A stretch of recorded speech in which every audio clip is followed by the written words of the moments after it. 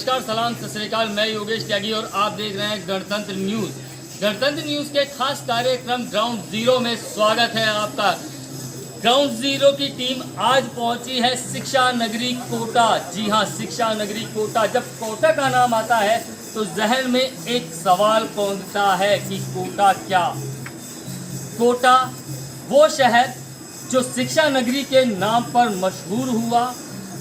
1.5 से 2 लाख बच्चे हर साल यहाँ पर मेडिकल और इंजीनियरिंग की तैयारी करने के लिए आते हैं। हर बच्चा अपने घर से दूर होता है और जब ये बच्चे यहाँ आते हैं तो इनकी उम्र होती है 15 से 16 साल। इस उम्र में अपने घर को छोड़कर दूसरे शहर में आना और पढ़ना इनके लिए काफ़ी चैलेंजिंग होता है। बहुत सारी दिक्कतें का सामना करना पड़ता है। हमारे साथ इस वक्त स्टूडेंट्स मौजूद हैं, लड़कियां हैं, ये वो छात्राएं हैं जो कि यहाँ पर रहकर मेडिकल और इंजीनियरिंग की तैयारी कर रहे हैं। दूसरी तरफ हमारे बॉयज़ हैं, ये भी बाहर से आए हैं और सब अलग अलग जगह से आए हैं और पढ़ाई कर रहे हैं यहाँ पर इंजीनियरिंग और मेडिकल की तैयारी। वो भी हमारे साथ मौजूद हैं। तो सवालों का सिलसिला हम शुरू करते हैं उन बच्चों के साथ जो बच्चे यहाँ पर आए हैं और किन दिक्कतों का सामना उन्हें करना पड़ रहा है।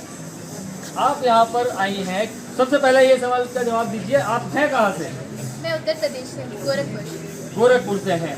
तो क्या किस चीज़ की तैयारी कर रही हैं आप? IIT की तैयारी। आपके लिहाज से एक लड़की जब बाहर निकलती है, जहाँ कोटा में स्पेशली, किन दिक्कतों का सामना करना पड़ता है उसको? Well, I personally feel Kota is very safe security के टर्म्स में। ऐसा तो कोई दिक्कत आज तक सिक्योरिटी के टर्म्स में कि बाहर जा रहे हैं, कोचिंग जा रहे हैं, ग्रोसरीज लेने जा रहे हैं, ऐसी कोई प्रॉब्लम फेस करने को नहीं मिलती। सब बहुत फ्रेंडली हैं। बहुत मुझे लगता है पर्सनली कोटा में बहुत ईमानदार लोग हैं। Shopkeepers in everyone is so friendly. Security का आई डोंट थिंक सो कोई ऐसा इशू है कि कोई हमें देख रहा है या कोई ऐसे चल रहा है जो हमें अच्छा नहीं लग रहा है, हमें कैसे देख रहा है, ऐसा मुझे नहीं लगता कुछ। इनको लगता है कि कोटा बिल्कुल सेफ है। आपको लगता है कि कोई दिक्कत नहीं है, कोटा में कोई परेशानी नहीं है आपको रहने में? आपको क्या लगता है? मुझे भी पर्सनली तो ऐसा ही लगता है वैसे, बट जहाँ तक बात है कभी कभी कोचिंग में लाइक रात में जो शाम में कोचिंग होती है तो उस टाइम पे कभी कभी ऐसा होता है कि एक्स्ट्रा टाइम ले लेते हैं टीचर्स, लाइक हाँ ठीक है वो तो पढ़ाने के लिए लेते हैं, हाँ, आपसे मैं ये जानना चाहूँगा कि किन दिक्कतों का सामना एक स्टूडेंट को कोटा शहर में करना पड़ता है जब वो यहाँ कोचिंग के लिए आता है, पढ़ने के लिए आता है और उसका दिमाग कहीं ना कहीं डाइवर्ट होता है उसकी वजह से। मैं डाइवर्ट की बात नहीं कर रही। सबसे पहले ये जो ऑटो वाले हैं, कहीं पे अगर चाहते हैं, अगर साफल्य तक भी हम जा रहे हैं तो उसके 40-50 रुपये लेते हैं। ये 40-50 ये हमारे लिए बहुत है। ओवर रेटिंग की बात कर रही है, ये ओवर रेटिंग होती है। और आप बताना चाहेंगे कुछ समस्या? हमें जहाँ तक हर संडे को टेस्ट देने जाते हैं, जिसकी वजह से 2-2 सेंटर जो हमारे होते हैं, तो हमें 2-2 अलग सेंटर मिलते हैं, तो उन अलग सेंटर के लिए भी हमें वो एक्स्ट्रा चार्ज करते हैं। तो ये सबसे ज़्यादा। बॉयज़ भी यहाँ पर हैं, उनसे भी हम जानना चाहेंगे कि एक स्टूडेंट जब आता है दूसरे शहर पढ़ने के लिए, कोटा में आप आए हैं, क्या कर रहे हैं आप? कहाँ से हैं? मैं वेस्ट बंगाल से हैं, बहुत दूर से हैं। यहाँ पर आकर क्या कुछ दिक्कतों का सामना करना पड़ रहा है? नहीं, दिक्कत तो कुछ नहीं है, लेकिन अभी जो टेस्ट बंद हो चुका है तो वो थोड़ा सा दिक्कत है, क्योंकि अभी सामने एग्ज़ाम है हमारा JEE वाला, प्रिंसिपल है, तो अगर टेस्ट नहीं दिया तो रिज़ल्ट इम्प्रूव नहीं करेगा। मेरा सवाल ये है कि किन दिक्कतों का सामना एक स्टूडेंट को करना पड़ता है? मुझे लगता है कि जो कोचिंग में डाउट काउंटर की फैसिलिटी है वहाँ पे बच्चे बहुत ज़्यादा होते हैं, टीचर कम अवेलेबल रहते हैं, तो वहाँ में बच्चों का बहुत ज़्यादा टाइम वेस्ट हो जाता है। तो मुझे लगता है ये दिक्कत जो है वो जो सही करनी चाहिए। हॉस्टल्स, मैंने पहले कई स्टूडेंट्स के इंटरव्यूज़ वगैरह किए हैं, उनका कहना होता है कि खाने की बड़ी दिक्कत महसूस होती है। मैस में जैसे खाना जो है उसको लेकर के क्या कहना चाहेंगे? मेस का खाना वैसे अच्छा होता है, मतलब शुरू में उन्हें लग सकता है, लेकिन बाद में अगर आपका हॉस्टल अच्छा है, जैसे हम विद्याश्रम से, तो हमारे हॉस्टल में तो खाना अच्छा मिलता है और बाकी फैसिलिटीज़। मैथ्स के खाने का क्या है, जब आते हैं ना तो थोड़े टाइम तक अपन को लगता है कि यहाँ सेट नहीं हो रहा। एक बार अच्छा बनाने लग जाते हैं, मैथ्स वाले हफ्ते में 2 दिन स्पेशल बनाते हैं, तो फिर खाना अपने क्या है जोरदार सेट हो जाता है। क्योंकि 3-4 दिन रोटी बनाते हैं तो अपने भी हेल्दी फूड बनाएंगे। अब रोज़ अपन तो चाहते हैं स्पेशल बनाए, अब रोज़ चाउमीन और पास्ता बनाएंगे तो पढ़ाई कैसे होगी? और किसी को कुछ बताना है समस्या? जी जी हाँ, बताएं बताएं। यहाँ तो सबसे बड़ी समस्या यही है कि मान लीजिए हमारा कोई चैप्टर छूट गया, हम बीमार हो गए या कुछ भी, उसी कारण हमारे चैप्टर छूट जाते हैं, उसके लिए वो एक्स्ट्रा क्लास नहीं मिलती, फिर कहते हैं डीजी पर आके समझ लेना, और डीजी वजह से समस्या हुई। आप एलन कोचिंग से हैं?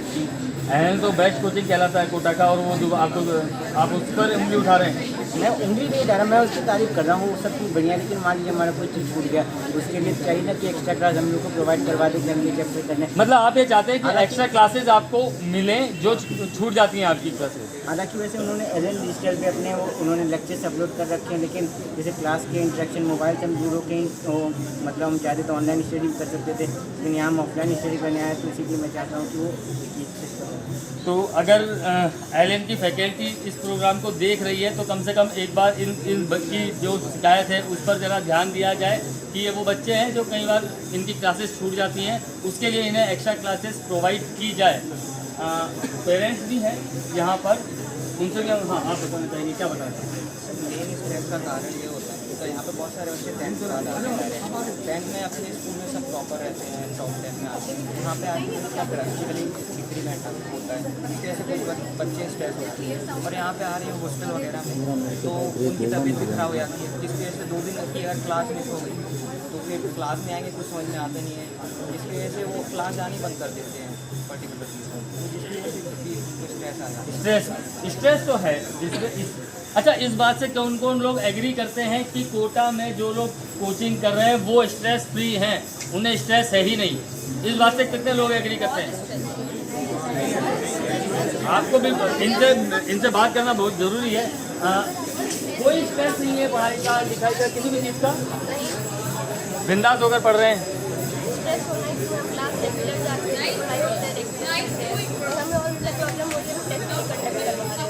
That's a positive attitude, that's a positive attitude, बहुत अच्छी बात है। अब ज़रा हम उन खास लोगों से भी बात कर लेते हैं जो हमारे साथ मौजूद हैं। सबसे पहले एनर्जी क्लब से हैं आप? पेरेंट्स हैं, ओके ओके, माफ करेंगे। आप अपने बच्चों को कोचिंग भेजते हैं, कोई भी पेरेंट्स दूर भेजता है अपने से, हर माँ का लाल होता है, बेटी होती है, और स्पेशली लड़कियों की चिंता ज़्यादा होती है माँ बापों को जब वो अपने से दूर करते हैं उनको। तो कोटा का माहौल किस तरीके का देखने को आपको मिला, और क्या लगता है कि कोटा में बच्चे कितने सेफ हैं आपको? सर मैंने तो अपने बेटे को भेजा जहाँ पे, तो मैं अभी सेकेंड टाइम आई हूँ बेटे का छोड़ के, लेकिन मैं जहाँ से यही मैसेज देना चाहूँगी, जैसा मैंने सुना हुआ है उसके बिल्कुल कॉन्ट्रेरी मुझे कोटा मिला है, मतलब बहुत अच्छा, इतना पीसफुल सेफ, बहुत अच्छा है। मुझे तो लगता नहीं बच्चों को ऐसे स्ट्रेस होना चाहिए, तो बहुत अच्छा हर लिहाज से।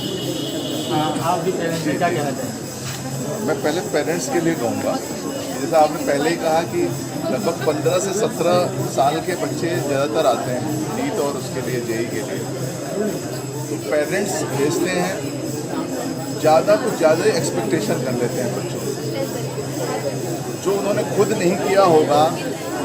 सपोज़ मैंने तैयारी की, मेरा नीट में नहीं हुआ, लेकिन मैं बच्चे से अपेक्षा करता हूँ मेरा बच्चा ज़रूर नीट निकाले, तो एक तो ज़्यादा अपेक्षा नहीं करनी। बच्चे को बस इतना बताइए कि बेटा अपना पढ़िए, आप जितना आपसे तैयारी हो सकती है, आपको ये ना लगे यहाँ जाने के बाद कि मेरा सिलेक्शन अगर नहीं हुआ तो मैंने मेहनत कम की। कुल मिलाकर आप ये कहना चाहते हैं कि बच्चे पर दबाव ना बनाया जाए, उसको दबाव, आप क्या कहना चाहेंगे? मैंने तो अपनी बेटी को यहाँ रखा हुआ है, यहाँ का माहौल सामाजिक दृष्टिकोण से और शिक्षा के दृष्टिकोण से बहुत सुरक्षित है, हॉस्टल वाले बहुत कोऑपरेटिव हैं, हर तरह की मदद वो करते हैं और किसी तरह की कोई समस्या। आप क्या कहना चाहेंगे? कोटा में शिक्षा की अच्छी सुविधाएं हैं। मेरा पहला लड़का भी यहाँ पे पढ़ने को था, उसका भी अच्छा अनुभव है, और लड़की भी है, उसके लिए सुरक्षित माहौल है। और हॉस्टल एसोसिएशन ने इस बार हमें यहाँ बच्चे खाने से खुश हैं? पेरेंट्स से जानना चाहूँगा कि शिकायत। मेरा बेटा विद्यार्थी में है, वहाँ पे खाना बहुत अच्छा मिलता है, मैं बिल्कुल सेटिस्फाइड, हर एक फैसिलिटी से वहाँ से बहुत अच्छा खाना मिलता है। अब हम जरा हॉस्टल एसोसिएशन के अध्यक्ष साहब से जरा जान लेते हैं कि बच्चों से भी हमने जाना, पेरेंट्स से भी हमने जाना, माहौल अच्छा है, हॉस्टल में अच्छी फैसिलिटी मिल रही है, खाना अच्छा प्रोवाइड हो रहा है, और ऐसा क्या कुछ आप करना चाह रहे हैं कि बच्चों का रुझान कोटा की तरफ बढ़े, क्योंकि कोटा की तरफ लगातार बच्चों का रुझान बढ़ रहा है, और आगे आप इन फ्यूचर ऐसी क्या प्लानिंग कर रहे हैं कि बच्चों का रुझान कोटा की तरफ बढ़े? अभी आपने देख ही लिया, आप सबसे बात करिए, आपने बच्चों से, लड़कियों से, उनके पेरेंट्स से, आपको कैसा लगता है कि कैसा माहौल है कोटा शहर का? एक बहुत अच्छा माहौल है कोटा शहर का, और लगातार हॉस्टल एसोसिएशन इन बच्चों के साथ साथ लगातार काम कर रही है। जैसे कि संडे हमारे निकले हैं, संडे को अभी फन डे प्रशासन ने घोषित कर दिया है, तो हमारी कोशिश ये रहती है कि हम हर संडे को फन डे के रूप में मनाएं। पिछली बार भी हमने एक लाइव रॉक बैंड का प्रोग्राम किया था इन बच्चों के साथ में, जिसमें 15 से 20 हज़ार बच्चे उसमें सम्मिलित हुए उस कार्यक्रम के अंदर। बॉम्बे से पूरी टीम आई थी, बहुत अच्छा कार्यक्रम हम लोगों ने किया था। उसके बाद हम लोगों ने हर हॉस्टल्स के अंदर ये भी एक निर्देश दिए गए थे कि बच्चों के साथ में आप डीजे का प्रोग्राम रखें, या कोई कराओके एक बच्चा अच्छा सॉन्ग गाता है उसका कार्यक्रम रखें, या कोई भी आरती करें, या कोई कुछ ना कुछ आप करें, एक्टिविटी करें आप लोग। और अभी भी हम लोगों के दिमाग में तो चल रहा है कि हमने लगातार संडे को फंडे के रूप में बनाना है बच्चों के साथ में। अभी हम लोग आज जैसे संडे अब हमारा है, तो अब हम लोग परसों जो है गणपति की स्थापना करने जा रहे हैं तो बच्चों के साथ में यहाँ पर। कुल मिलाकर एंटरटेनमेंट बच्चों को मिलना चाहिए, स्ट्रेस आउट करना है शहर के अंदर। पीजी के ऊपर भी एक नोडल अधिकारी नियुक्त होना चाहिए संबंधित थाने से या पुलिस प्रशासन से या प्रशासनिक अधिकारी के रूप में, ताकि जो गाइडलाइन कलेक्टर साहब के यहाँ से बन के आती है उन गाइडलाइन की पालना हॉस्टल एसोसिएशन तो अपने हॉस्टलों को करवा ही रही है, 3.5 हॉस्टलों को। लेकिन पीजी सेक्टर जो अछूता पड़ा हुआ है उनके अंदर भी इस तरह की गाइडलाइंस की पालना होना बहुत जरूरी है। हमारे साथ इनके क्लब से भी हैं। आपको क्या लगता है कि जितने वादे किए जा रहे हैं, जितने दावे किए जा रहे हैं कि सुरक्षा का माहौल प्रदान किया जा रहा है, अच्छा खाना बच्चों को मिल रहा है, ये सब कुछ हो रहा है? बिल्कुल सर, ये सब हो रहा है, ऐसा नहीं है। और मैं ये भी नहीं कहूँगी कि 100% ये हो रहा है, क्योंकि देखिए आज मैं माँ हूँ, माँ होने के नाते जिस तरह से एक परिवार में 4 सदस्य होते हैं, 4 सदस्य जो आप जैसे बच्चे भी हैं, मैस का खाना बोल रहे हैं, अगर एक परिवार में हर 4 व्यक्ति हैं तो 4 की चॉइस अलग होती है, और कभी कभी घर में खाना भी हम लोगों के हिसाब का नहीं बन पाता है। तो सेम कंडीशन कोटा में भी जो मैस संचालक हैं या जो भी हैं उनकी रहती है कि भाई हमें इतने बच्चों को मैनेज करना है, तो हर बच्चे की चॉइस हम लोग नहीं पूरी कर पाते। हाँ, एक एवरेज लेके चलते हैं कि सभी बच्चे सेटिस्फाइड भी हो जाएं। आप लोग बच्चों के लिए किस तरीके से मददगार साबित होते हैं? आप कैसे बच्चों की मदद करते हैं? जो बच्चे परेशान होते हैं वो किस तरीके से आपसे कांटेक्ट करते हैं? की जाए, कोशिश ये रहती है कि अभी उनका स्ट्रेस है उसके बारे में हम लोग आगे जो प्रोजेक्ट्स ला रहे हैं कोशिश कर रहे हैं कि उससे इनका स्ट्रेस कम हो। हम लोग ग्राउंड जीरो से छात्रों की समस्याओं का सिलसिला जारी रहेगा। अभी हमें लेना पड़ेगा छोटा सा एक ब्रेक, और ब्रेक के बाद सवाल और भी होंगे। यही छात्र सवाल पूछेंगे और उनके जवाब भी दिए जाएंगे। तो जाइएगा कहीं नहीं, थोड़ी सी देर के बाद हम हाजिर होते हैं एक छोटे से ब्रेक के बाद। स्वागत है आपका उस खास कार्यक्रम में जिसका नाम है ये वो छात्र हैं जो अपनी समस्याओं को लेकर परेशान हैं और कहीं ना कहीं स्ट्रेस में भी रहते हैं। लेकिन एक सबसे बड़ी बात, जब कोटा शहर का नाम आता है तो उसके साथ साथ एक और दर्दनाक बात सामने आती है, सुसाइड।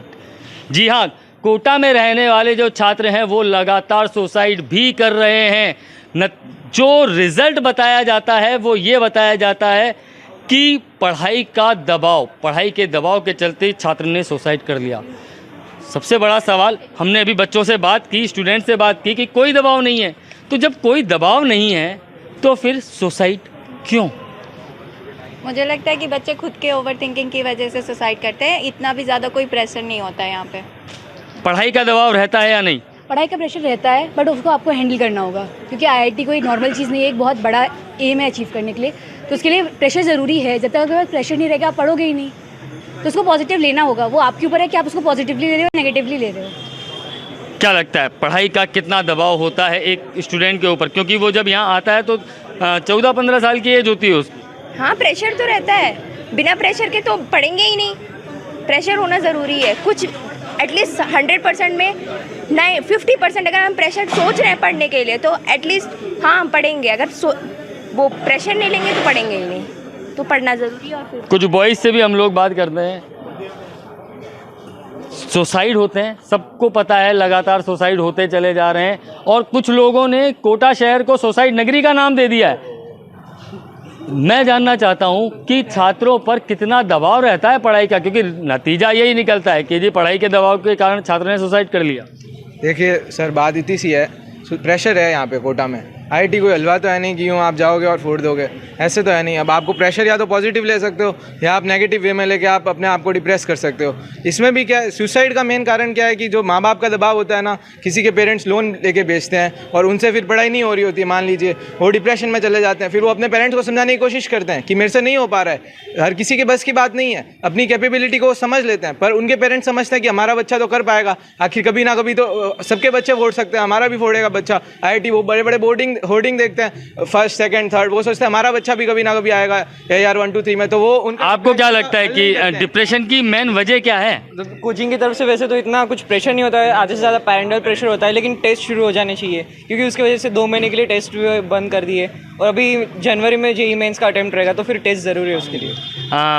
क्या लगता है क्या वजह है कि एक स्टूडेंट जो कि यहाँ पढ़ने के लिए अपने सपनों को पूरा करने के लिए आता है और उसे सुसाइड करना पड़ जाता है, ज़िंदगी ख़त्म करनी पड़ जाती है, वो कौन सा प्रेशर है?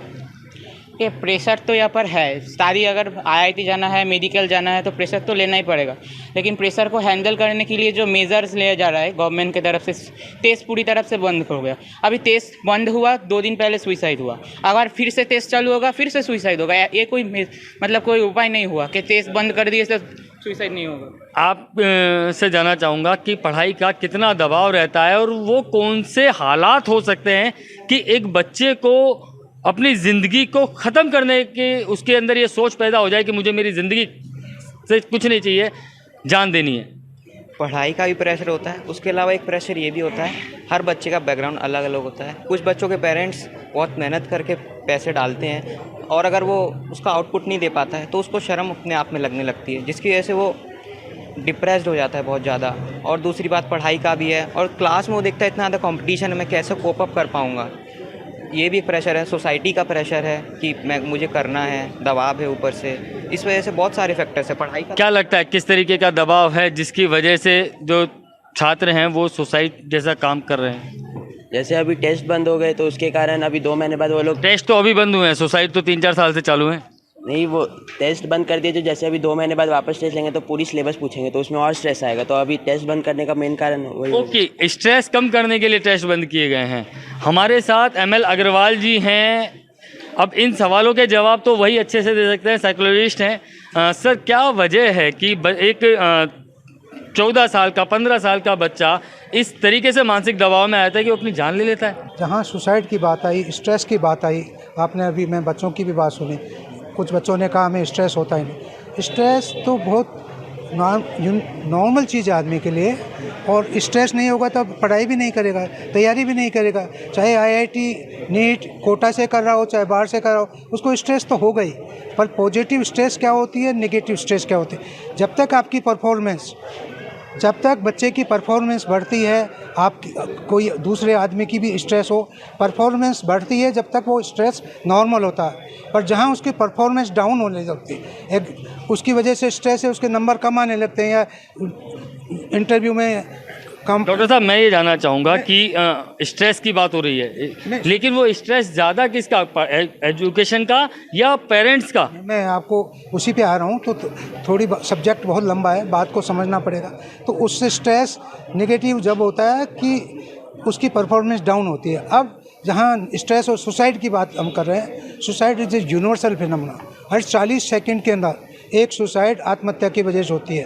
तो इसमें केवल कोटा में ही नहीं होती, हिंदुस्तान का हम लेटेस्ट क्राइम ब्यूरो रिपोर्ट देखें 2021 की, तो 12.5 सुसाइड 1 लाख पॉपुलेशन पे होती है।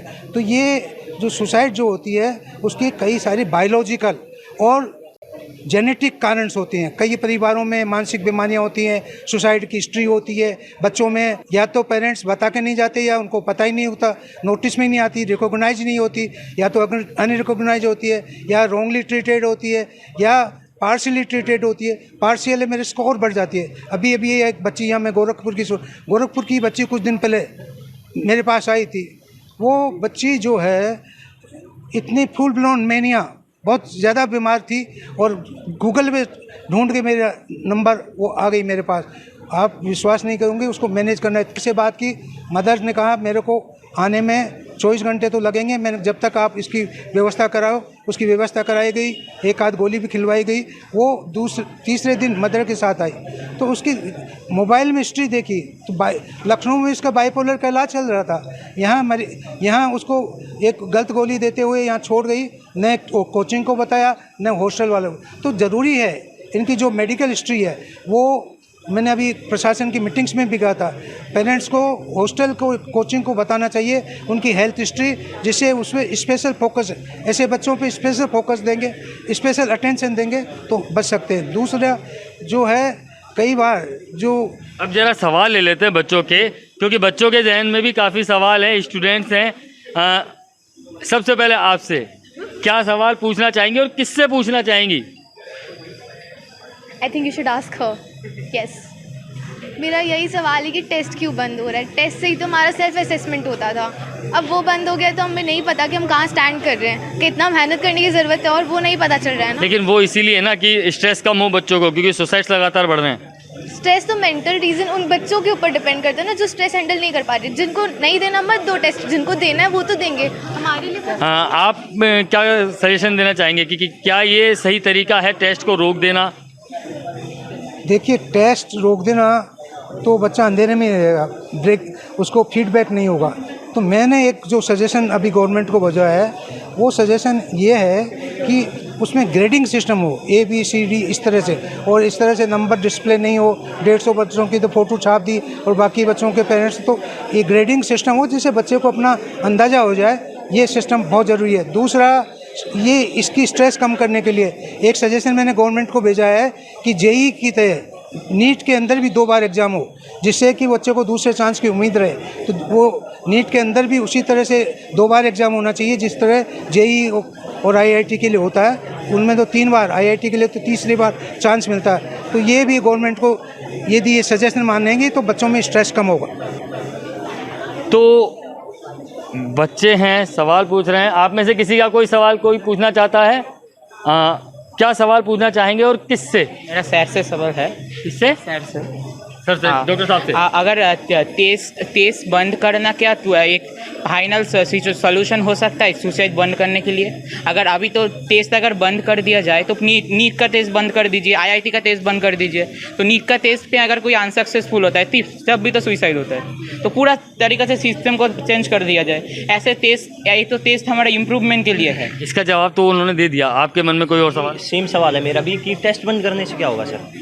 जैसे हमारा लेट बैच बना था तो हमारा एक्स्ट्रा क्लास भी बंद कर दी, टेस्ट भी बंद कर दिया, तो हमारा ना तो सिलेबस कंप्लीट होगा। अच्छा, मुझे इस बात का, ये आपका सवाल जेन्युइन है और ये सवाल आ भी चुका है। इसके अलावा कोई दूसरा सवाल, क्योंकि ये सवाल तो आ चुका, 2-3 लोगों ने पूछ लिया। हाँ, जैसे 11-12 के बच्चे आते हैं ना, उनके लिए आउटडोर गेम एक्टिविटी होनी चाहिए 5 से 7, मतलब शाम को या बाहर कुछ भी हो। किससे डिमांड कर रहे हैं, किससे सवाल कर रहे हैं? ये मतलब हॉस्टल से भी और कोचिंग सेंटर से भी। हॉस्टल एसोसिएशन पर सवाल आ गया है जी। जो छात्र हैं वो ये कह रहे हैं कि बच्चे यहाँ पर आते हैं, पूरा दिन स्ट्रेस में रहते हैं पढ़ाई में, तो शाम को उनके लिए कुछ ऐसी व्यवस्था हो जाए कि वो है ना थोड़ा खेल सकें, जैसे कैरम वगैरह कुछ भी है, वो थोड़ा सा माइंड डाइवर्ट कर सके अपना। ऐसी कुछ हॉस्टल एसोसिएशन ऐसी कुछ व्यवस्था कर सके उनके लिए। देखिए, शाम को ठीक बात है, कह रहे हैं बच्चे कि कैरम वगैरह हम लोगों ने हॉस्टल में रखे हुए हैं। काफ़ी हॉस्टलों में कैरम भी है, चेस भी है, इंडोर गेम्स तो रखे हुए ही हैं।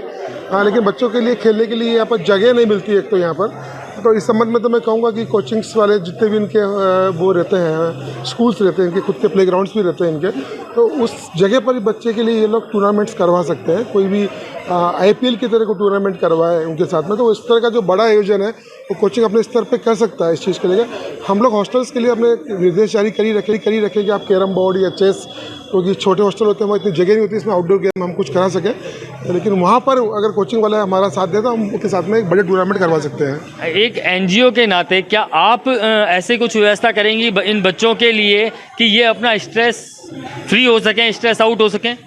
बिल्कुल, हम लोग कोशिश कर रहे हैं कि उनका स्ट्रेस आउट करें। इसके लिए हम लोग कॉम्पिटिशन्स भी करवा रहे हैं। हॉस्टल से बच्चे जिनको कि सिंगिंग का शौक़ है, इंस्ट्रूमेंट का शौक़ है, तो वो हम लोग प्रोवाइड करवा रहे हैं। उस चीज़ के लिए हम लोग आगे सजेशन सभी हॉस्टल्स में हम लोग इनको रिक्वेस्ट भेज रहे हैं कि हम लोग कंपटीशन में ज़्यादा से ज़्यादा पार्ट लें। आप लोग ऐसी कौन सी पहल करना चाहेंगे इन बच्चों के लिए कि ये स्ट्रेस आउट हो सकें, स्ट्रेस में ना रहें, किसी भी तरीके से इनका स्ट्रेस कम किया जाए। क्यों? क्योंकि पढ़ाई का स्ट्रेस तो रहता ही है, प्लस माँ बाप का भी स्ट्रेस रहता है कि इतना पैसा हमने खर्च कर दिया है तो उसका रिजल्ट भी देना है, तो ये भी एक स्ट्रेस रहता है। तो आप एक एनजीओ के नाते आप क्या वो कदम उठाना चाहेंगे? देखिए, एक एनजीओ के नाते यही कदम रहेगा कि हम सबको एक बार साथ में आगे आना होगा।